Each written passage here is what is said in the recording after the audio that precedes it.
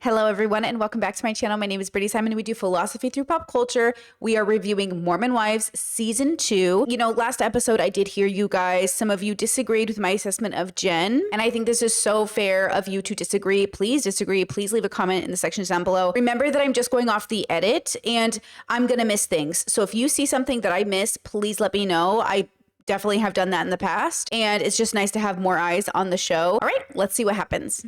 Well, Jen hasn't been responding to me, so I'm just gonna head over there. Jen and I were gonna ride to the airport together, and this morning, she's completely MIA. So the scene is opened up basically with the girls getting ready to go to the pickleball tournament, but Jen isn't responding and she was gonna carpool. So now we're checking on her to see if she's okay. I'm not back in mom talk. Okay, so Whitney just said she's not technically back in mom talk. So technically Jen is half in, half out. Whitney's out and Miranda's trying to get in. How are you? Can I come in? Yeah. Okay. Is this for TV? Like, do you know what I'm saying? So you have a deal, a plan to carpool with Whitney, and instead of responding to her text, you ghost her. Now, I know a lot of people are saying Jen is like probably an abused victim, which we know Zach was abusive last season. So I'm not saying Zach isn't guilty, but I'm just genuinely I'm confused. I'm confused about what is happening. What is happening in the mind of Jen? Is she so severely abused that she's genuinely distorting reality? Like, why wouldn't she just respond to Whitney? Unless she wanted her to come over, which creates better TV. And so we're all just the pawn of the show. Like, maybe that's the point of not really rooting for the girls, because they're also manipulating us as an audience for good TV. Anytime we host an event like Saints and Sinners or like a party at one of our houses, they will, you know how like you put lighting up for scenes, like they'll sometimes put like pink lights to make it like more enhanced or green. That's cool. And then you watch it on TV, like our whole Saints and Sinners was really red because they had red lights. Yeah. And you just think that's like normal and you don't realize like how much of a set it is. Yeah. I think that was crazy for me at first. Or even like having it in your house. yes. Like, oh. They keep it up on our walls for 10 Yes. weeks and like it's just there. I don't know, but I feel on edge with this whole situation because it feels like there is a crazy amount of toxicity happening, and I don't know if you can even untangle it. I'm so confused. When we were talking yesterday, you seemed Yeah. like that everything was okay. I think it's just prenatal, like, Yeah. depression. Started feeling depressed when I realized what needed to change in my life and in my marriage. And I don't know what got into me, but I just had a thought that I don't want to be here anymore. Because this is such a serious issue with pregnant people and with mental health in general, like depression, anxiety, thoughts of unaliving, all that stuff. Especially if you've never had those thoughts before, like you've never had a thought about unaliving, it can feel like, oh my gosh, it's coming out of nowhere. But it's probably all related to everything happening, obviously. This is when you do need a village, you do need a community, you do need all those things. But it's especially important that this isn't made into TV content. It's especially important that this isn't made into drama. And when you continue to exploit people in their vulnerability, whether you're the producers or the fellow mom talk people, or even Jen and Zach themselves, like, this is where I raise an eyebrow. Because if it is as serious as it looks, like, Jen is either the most sick person who needs the most love and care, or she is playing it up for TV, and both are unethical to me. So we either need to get this girl off TV and into specialized care to give her a village, to give her a reprieve, someone to help take care of the kids, because this happens to so many people. It's unbelievable. So many tragedies could be avoided if we gave people the proper care. You know, using it for TV is not good. So now I'm still torn. I'm still feeling confused. Am I being manipulated as an audience member? Or are we all as a collective ignoring the fact that this person should not be on TV right now? I feel bad that you're going on the trip, and I feel bad I can't be there. Don't feel bad. Don't feel bad. You take care of yourself first. So when somebody asks me, like, hey, why is Jen not here? What do you want me to say? Yeah, I would just tell them that I'm pregnant and sick. But I'm really hoping me going on this trip will be a huge turning point with me and the relationship as a whole in mom talk. Jen not wanting to come to Scottsdale, I genuinely believe she's scared to face me and Jesse. I think she's just being a coward. So obviously there's like an edit, which the girls are all in Scottsdale. They're on a party bus. And the girls ask, where's Jen? And Demi is under the impression that Jen is just avoiding them because she's too afraid to face her and Jesse. I don't know what it is. but I still think the girls have a right to feel like Jen lied to them because she kind of led them on. She took out her IUD without telling me, but yeah, that was stressful. So I was under a lot of stress. Oopsies.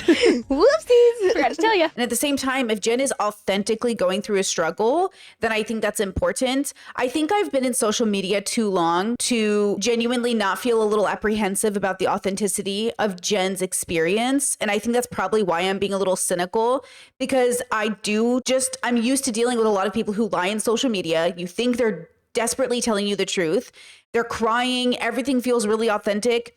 And then you find out like all of it is a lie. And so I'm not going to be surprised if Jen is lying. I'm not going to be surprised if she's authentic. I'm not going to be surprised if, Demi and I'm not going to be surprised at anything that happens. But as a social media person, it's really hard for me at this point to be empathetic to somebody when I'm so used to people lying. So a part of me is on edge, and now I think I'm disconnected. And now it's funny, because of that disconnect, now I'm less invested in the girls, because now I'm like, is this a trick? Am I being tricked as an audience? So now I'm on edge, which is like very interesting. So how do you guys feel about that? Like, what are your thoughts about that? Are you as audience members ever feeling manipulated by the people on the computer or the television or the social media? And it happens, like, people do it. So then why are we assuming that they're not doing it, right? Like some of the comments were saying like Jen and Jesse are obviously manipulating, but why are they more manipulative than the proof that Jen was lying? Like, isn't it interesting? And by the way, no one has forgotten about Zach. Nobody is exempting this man from his responsibility of what he's done. It's just the show is primarily about the girls, so we're probably focusing on them more. There's something to be said about that. Now, if Jen is authentically experiencing what she's experiencing, like those tears are not fake, like she's really, she's not just putting on a theater show, then I really think it's unethical for her to be on the show. Not from her position, from the people in her life who care about her. There has to be a conversation about like, hey, you're actually past the line. Like, you're having unaliving thoughts. You never had those. You are past the line of this is a safe environment for you. I think to me, maybe she is projecting like this perfect relationship. I've seen it a lot here, especially in Utah. It's overcompensation for something, and I don't know what. So basically, Demi is bragging about her and Brett and their relationship, and Taylor is referencing the Sinner Sunday confession thing about the fact that Brett might be cheated on Demi. But think about it when you had like best friends growing up, like you guys were like attached at the hip. That's kind of how Brett and I are. I mean, that is how my partner and I are. My partner is my best friend, but also like I just told my bestie this. I was like, I did marry my best friend, but like, you're my best friend, but like, you're both my best friend, but in different ways. Cause like, you're the friend best friend and you're the partner best friend. And these things are different. But I think it's harder for Taylor because she's really going through the Dakota to in any way feel like you're not just bragging about something that isn't real. And I really hope Brett and Demi do have a good relationship. I really hope he didn't cheat on her, because there are good relationships out there, but I think it's hard to believe it when your relationship has problems. Where is she and why? She is pregnant. I'm shocked to hear that Jen's pregnant. Oh, they didn't know Jen was pregnant. Oh, they didn't know she was pregnant. I thought they knew. And so when she said she was sick on the bus, I thought that was like why was understood. But no, she's now announcing she's pregnant. So the girls are at the villa. They're getting ready for the pickleball event, or at least they're at the Airbnb that Macy is hosting. And so now here's the bomb. I don't think it's the ideal time to have a baby because her and Zach have been struggling. But it is making sense that she's been a little off, but it doesn't excuse the behavior and treating your friends badly. I agree with that. It doesn't excuse the fact that Jen is treating people badly and confusing everybody.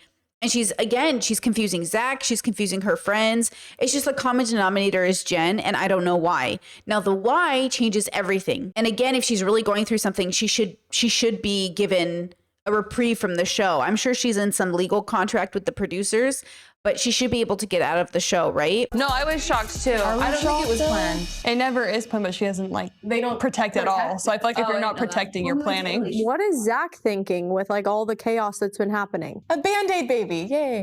What? The babies don't Band-Aid anything.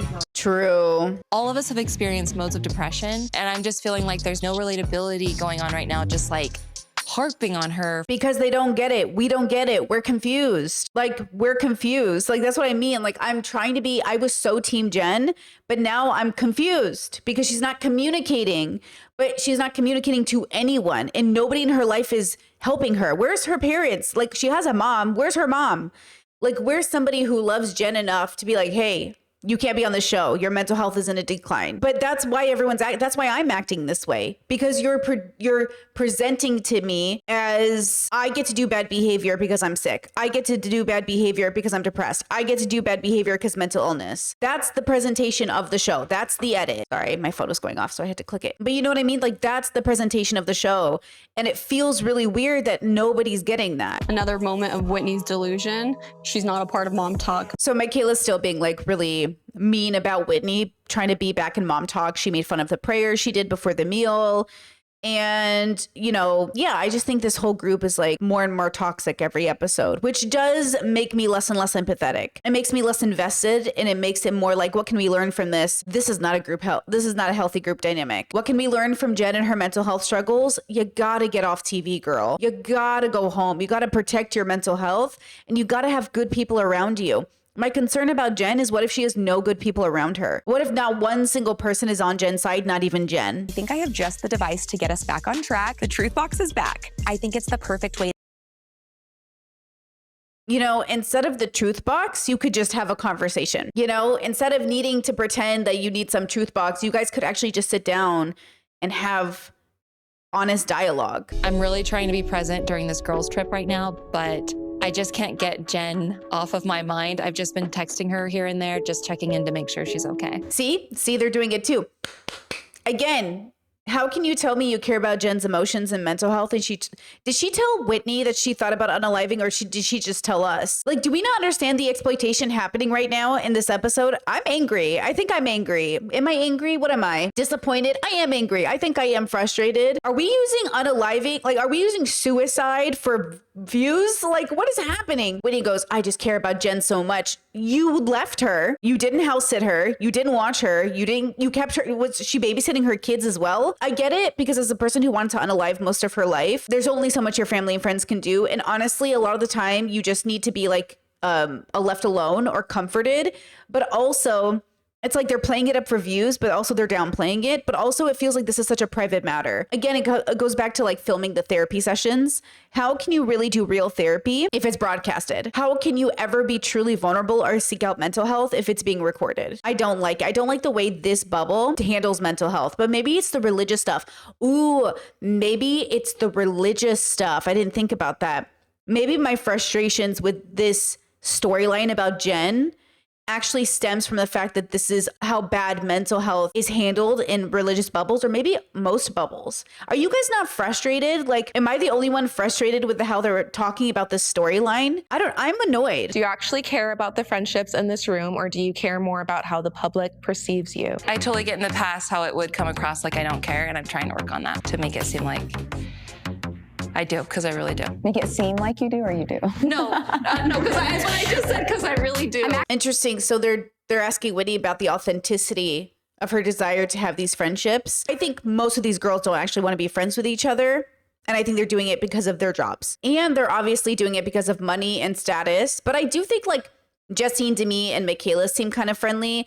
I think Layla's going through stuff. They're all going through stuff, right? But I think there's also just a very, Miranda's a good example of this, a shallow desire to have a friend group. We talk about this a lot online, like, oh, I want to have a friend group. I want to have girls I see for brunch. And what I learned in my autistic experience is that I have the best, most authentic relationships one-on-one with people. And though group dynamics are really great, they're just not realistic, because finding that many people who have the same amount of values in the same way, who are consistently getting along, who, you know, are healthy enough, that's just like really rare. The world is so dysfunctional. I don't know why we thought we'd have groups of friends that weren't. So though I think parts of this group are friends, I think parts of this group have to be together because of the job. You know, the conversation that's been happening around like Love is Blind and everything else. Are these shows really good for the contestants? And we've seen time and time again that often no, but people keep putting themselves in these positions. And so we keep watching. Same with YouTube. Some people really shouldn't be on the internet, but here we are. Demi, did you know that Macy received an anonymous confession that said, I slept with Demi's husband last year while she was away? We've been apart, I think, 5 days our whole marriage. Holy shit. And we are together constantly. Yeah. If it did happen, it would be like, okay, sorry you chose that. I think you always find out. The truth always comes around. I think so too. I think the truth eventually comes out, even if it's 20 years later. but she seems unbothered, but does it feel like a cope? I don't know. It does, unfortunately. My guess is that they're trying to stir the pot, and my better guess is that it's someone who's unhappy in their own relationship. So Demi's taking a very strong stand this season, as is Jesse, that their marriages are fine, their life is fine, but something is happening in the mom talk group. And it is toxicity, to be fair. So the producers and the way the story is being written is that Demi and Jesse are the healthiest of the group because their relationships are stable, their jobs are stable, their friendship is stable, and they have nothing to complain about. But the other girls are saying it's a facade and they want to tear it down. And I think that's the dilemma, is like all the girls want to be like, I'm healthy, I'm healthy, I'm healthy. You're in mom talk. You're upholding a patriarchal religion. So what are we talking about? Are you worried Demi was willing to take a bigger contract even if it meant you potentially being dropped from the show? We can't run away from this. I know. Hey, here we are. Demi and I did have a falling out a couple of months ago. It really rocked our friendship. We had a little disagreement about money. Okay, some stuff I didn't know. For me, I just said, in my head, I just don't want money to come between all of us. And I know that I was like on another way of thinking. Demi gets on a whole nother phone call with mom talk. Demi's like, yeah, fuck Jesse at this point. Like, let's push her to the side. It's so unhealthy. It's so unhealthy. But I also know I'm in a situation that's different than everyone. I think if I was a millionaire, I wouldn't care either. Yeah, same. Jesse, sits on an empire of this hair business. Oh, so she's rich, Jesse, and Demi's not. And Demi felt like you should walk from the show so I can make more money because you already make enough money. Is that what they're saying? The emotions were high and I understood that like she felt that way. And I also don't think, and I could be wrong, that it was like her saying, specifically kick Jesse off and just give me a higher paycheck. It gave me a bad taste in my mouth. I do think Jesse is very forgiving and I can't quite understand why. Ooh, Taylor says Jesse is forgiving to Demi and I can't understand why. It's easy to forgive a friend when you know why they do things. It's easy not to hold grudges. It's easy to not hold a grudge when your friends don't lie, but they do things that you disagree with, more than it is to hold. I think it's easier to hold a grudge against somebody that you feel like just lied to you. Whitney, do you still not regret not going to Macy's baby mama launch? I feel like if I didn't make the mistake, I wouldn't have known how to make things right. Did you regret it or do you not? That's what it said. But is it a yes or no? I'm saying no, because I'm saying if I didn't make the mistake, I wouldn't have known how to make it right. No, Whitney's, I think is she autistic, bro? They're not asking if you're happy with how your life went. They're asking if you could go back now with the wisdom you have, would you make a different answer? So obviously I wouldn't go back and change anything because my life turned out this way. But if I had the wisdom I have now and could go back, I would change it.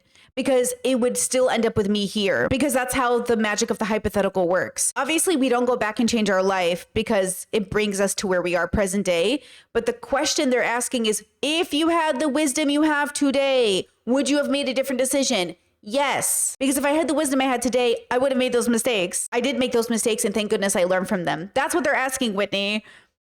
I just feel like I would say I regret it, but wish I handled it differently. I get that. Feels like she doesn't care about what she did to hurt me. Yeah, I don't know if Whitney's being malicious. I would love to hear your guys' opinions. I think she doesn't get it. At least it appears that way. Like, she genuinely looks confused by the social script to me. Forgiveness may be godly, but I feel like so is sticking up for yourself, especially when someone has had a million chances. Forgive, be kind to people, but you don't have to be close. I think Michaela needs to get to the point where she's kind to Whitney.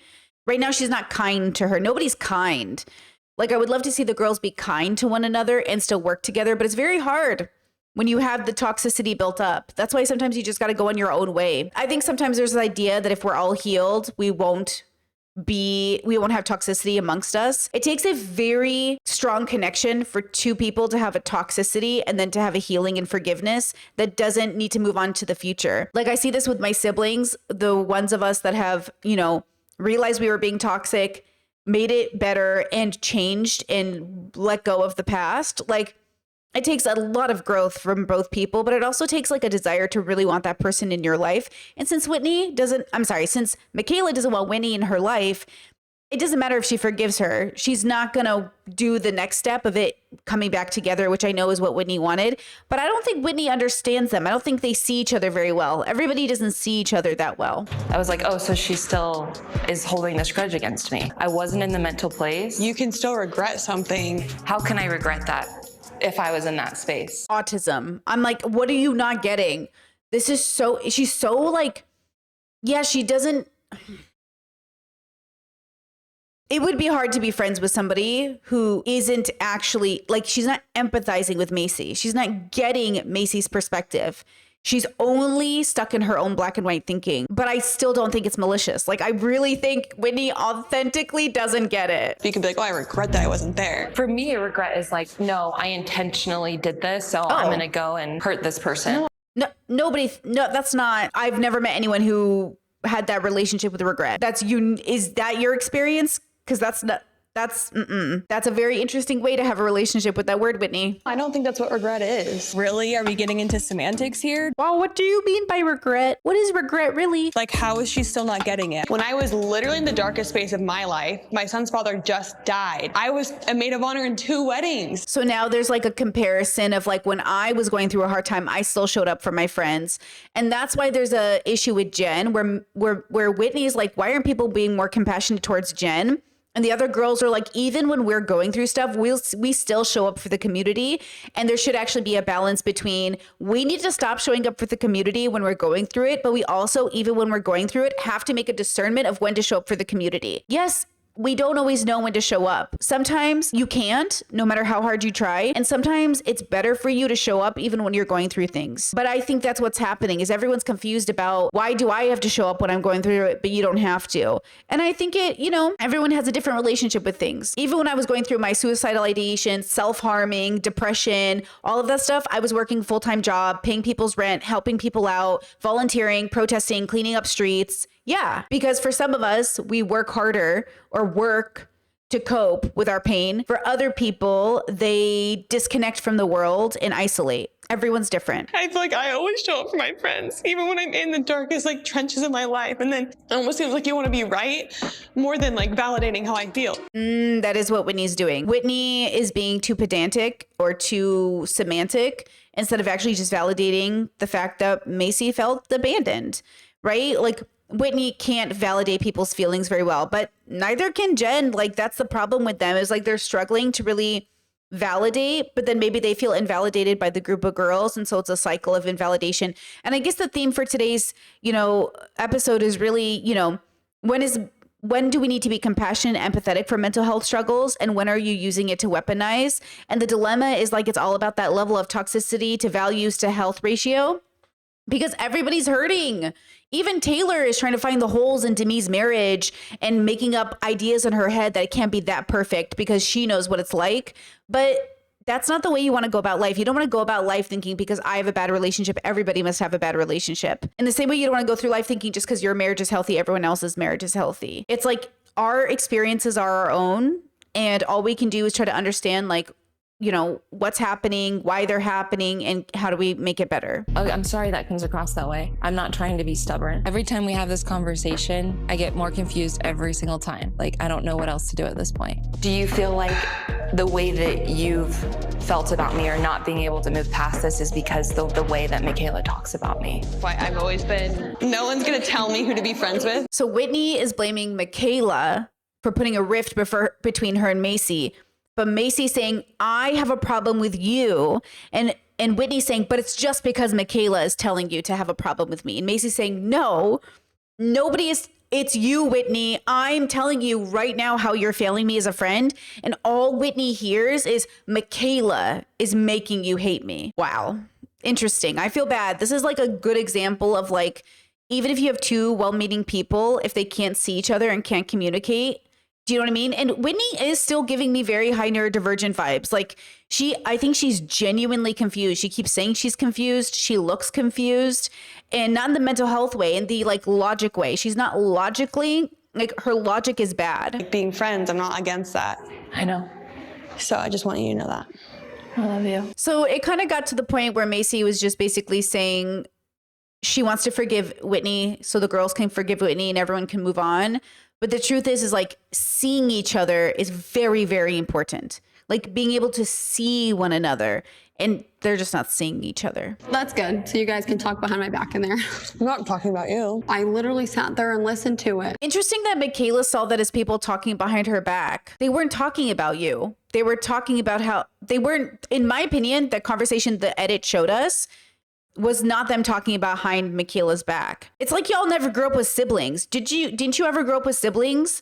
Your siblings talk about each other, but there's a difference between talking behind your back and talking about something that involves you. These people are so stunted. I'm calling you out on your shit. You're still justifying your own behavior. You still can't sit here and take accountability and not say, well, this is my truth. But the accountability has to come with redemption. See, the girls want Whitney to be held accountable, but they're not giving her a path to redemption because they've already rejected her, you know? And they're right that Whitney could have articulated it better, but even if Whitney does own it, what's the path of redemption here? I've taken accountability for every fucking thing.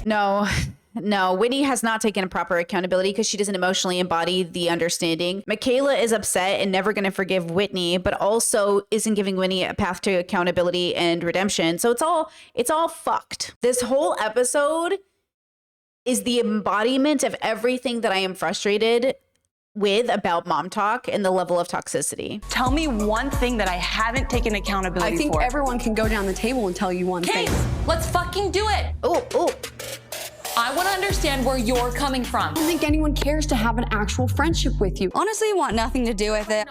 Whatever that is, it can wait, and I really just want to go back to bed. Actually, okay, so Taylor's trying to sleep, but she can't sleep because the girls are arguing.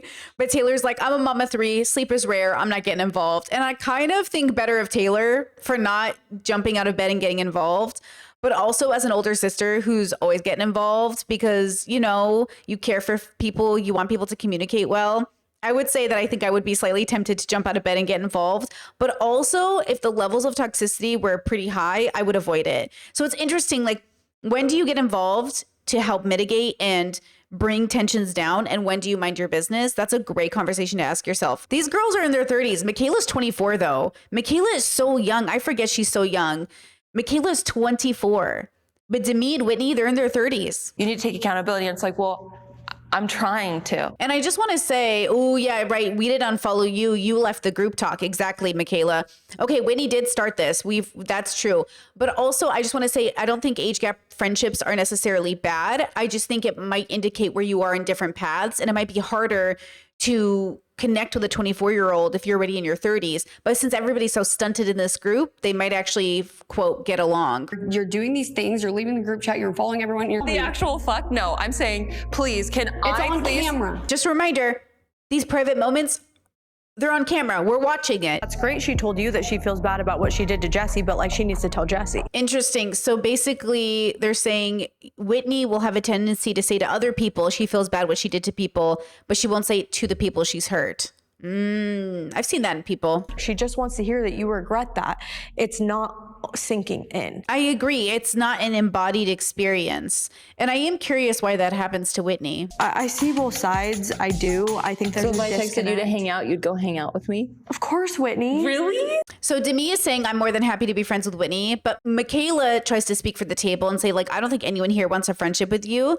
But like, that's not true, because Demi is saying like she would hang out with Whitney if Whitney wanted to hang out because she's willing to move forward. So there's a disconnect between how Michaela feels and she thinks the group feels versus how individuals in the group feel. It's been really hard just her being pregnant with our next child and having 2 children, trying to show up for them. And I think when you face a really serious mental health crisis, you kind of take a step back and realize what really matters. One of the hardest seasons of my life, physically and mentally. Whether it's prenatal depression or postpartum, I think a lot of mothers feel like they don't deserve help, but in reality, like, we need help too. As of right now, I need to take a step back from mom talk. Okay, so that's good. We do set parents up for failure. We do not have mental health facilities.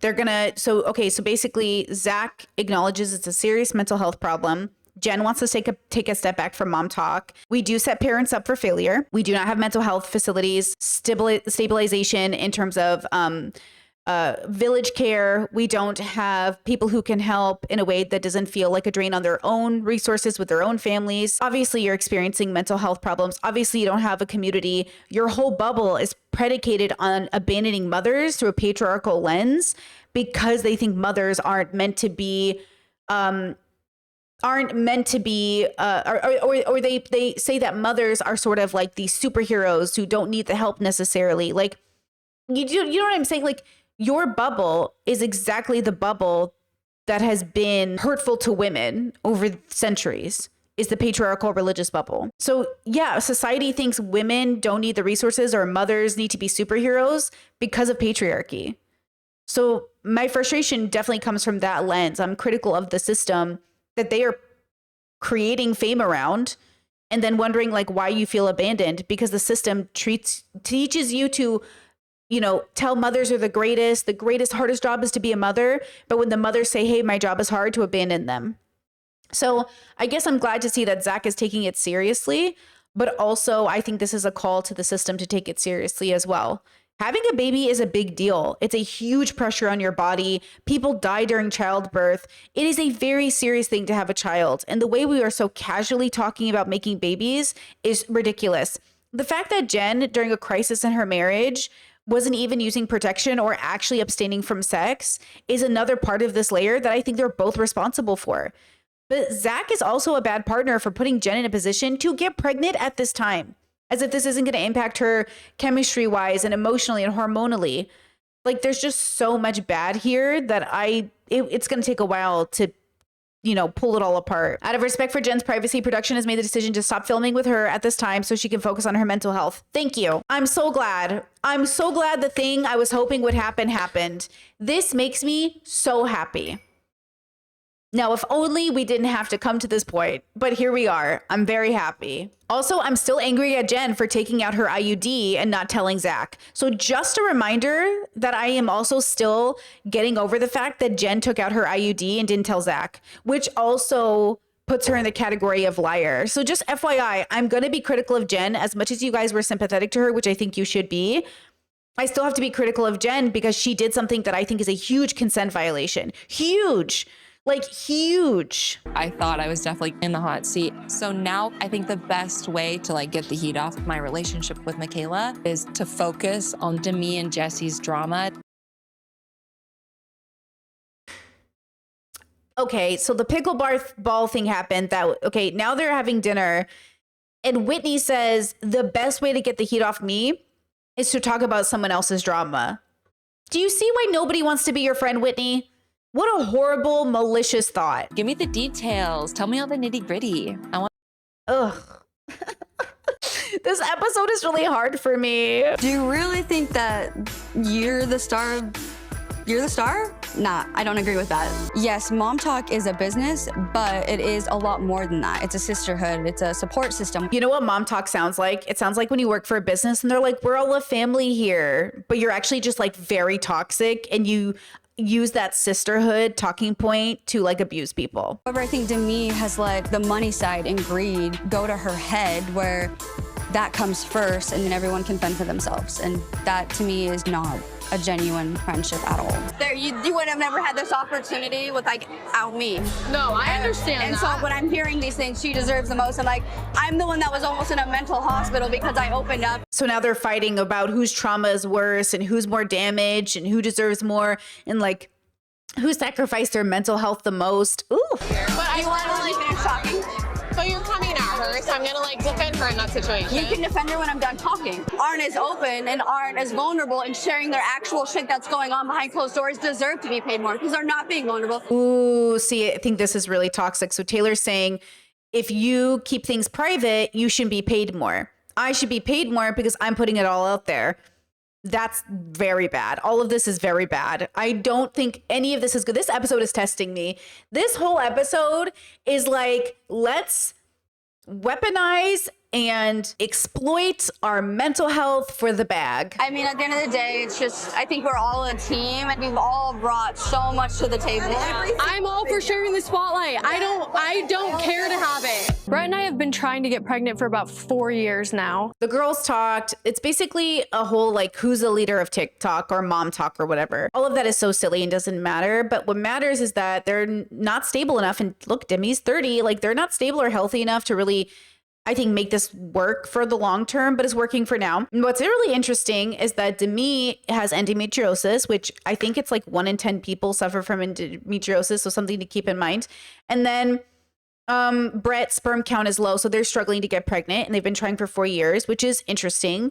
And endometriosis is like kind of been on my radar lately because I'm also kind of concerned I might have it. But it's interesting, one of those things of like having to get, basically they have to go in with a camera to see if you have it. It's very intimidating, and so like I've been putting it off. But Australia, from my understanding, is on the verge of publishing a blood test that will help us trace endometriosis. So that's really exciting. And so there's been a lot of holistic things we've done. We've both done a lot of energy healing. Go ahead and charge that heart up. They're doing like spiritual and holistic practices to try to get pregnant as well as like medical ones. It is exhausting trying to have a baby when you feel pressured by the bubble to have the baby. It's difficult to have a baby or try to have a baby when you know you're having a difficulty, but I just need you to know you're not defined by your ability to make a baby. How bad Maud wants his sibling, and how bad I want that with someone that I'm like in love with. The first go around was hell. Is Demi a mom? Does she have a baby? Is Maud a baby? Who's Maud? Is she already a mom? Are all these women divorced and on their second marriages? I'm so confused. Why do I feel like I'm just watching the show for the first time? Has Demi been married before? Have they all been married before? I can't keep up. Demi says, I feel like I needed it to heal and move forward. Like, have a baby? No, girl, you do not need to have a baby to heal, y'all. Just think about it. You're saying I need to bring a person to the universe that has to deal with this administration, the world ending, World War III, nuclear war, famine, economic strife, a depression / paying taxes just so I can heal? You're going to bring a baby into the universe so they can do all of that hell just so you can heal? Absolutely not. I do feel like Demi's tears are genuine. I feel like her journey with But this isn't Demi's fault. This is the culture's fault. Culture has convinced us that having a baby will heal us. That risking our lives to bring a baby to the universe will heal us, girl. I think the greatest thing about this show is it just shows you how much patriarchy sucks.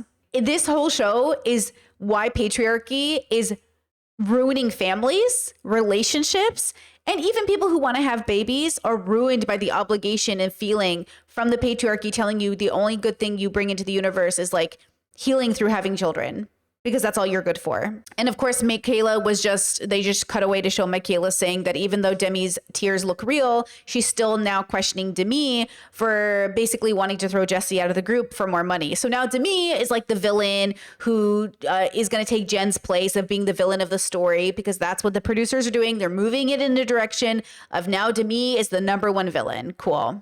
Well, Demi was going skinny dipping. That was the point. She had already decided she was doing it. And then I guess she had sent a text to Brett. Then she got a phone call. And so then she decides not to skinny dip. Demi kind of gives people crap for being controlled by their spouses and partners. And hers does that. Well, does he though? Is it that abnormal to be like, hey, I don't want you naked on camera? Like as a unit, that's too far? Because I certainly talk to my partner before I come on the internet and I go, hey, what's too far? Like what as a unit, how do we want to show up in the world? So like even individually, if she would have done it when she was single, does she want to do it as a married unit? You know what I'm saying? Like, I don't think that's that weird. Once you're married, you're on a team. Like my partner can't come home and say, I spent $5,000. Like, what?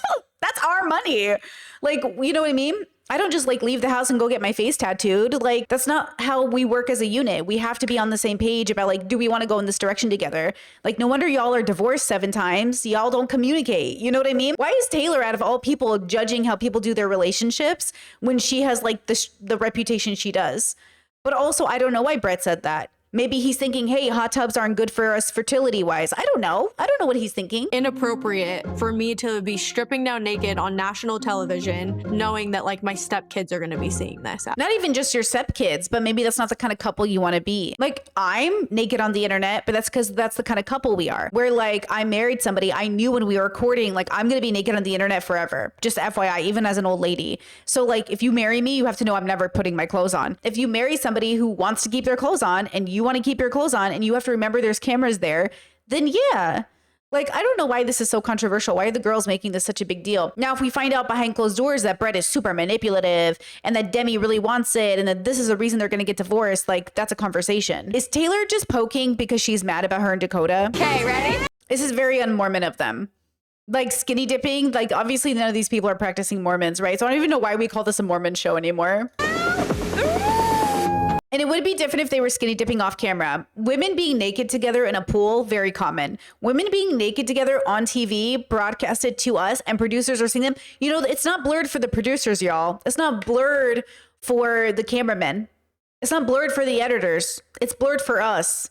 So they're just basically getting naked in front of strangers, which I'm all about, but I'm a progressive sex positive feminist. I'm allowed to do these things by my value system. Oh, they're in bottoms. They're not even skinny dipping. They're just topless. These Mormon girls, that's not even skinny dipping. You're literally in bottoms. You're just topless. Oh my God, everybody relax. This bubble is so funny. Okay, I guess they are showing their boobs to everybody, but still, like, they're just topless. A lot to the surface where I have to question what are Demi's intentions. We all need to be aware of her motives and why she's really here. Yeah, so Jen left the show. So now she's not the villain, and now Demi's going to be the villain. Okay, with that said, this was a pretty heavy episode. Let me know your comments in the sections down below. I'm glad Demi is taking a break. I'm glad she's off filming. That's the best news I could have heard. And I hope the rest of the girls continue to move forward and heal. You are not defined on your ability to make a baby. Being a parent is hard. Having babies is hard. Please seek help. Please build a village. And please know that it's okay to be unwell. And it's okay to have moments where you need help. All right, guys. Talk to you soon. Bye-bye.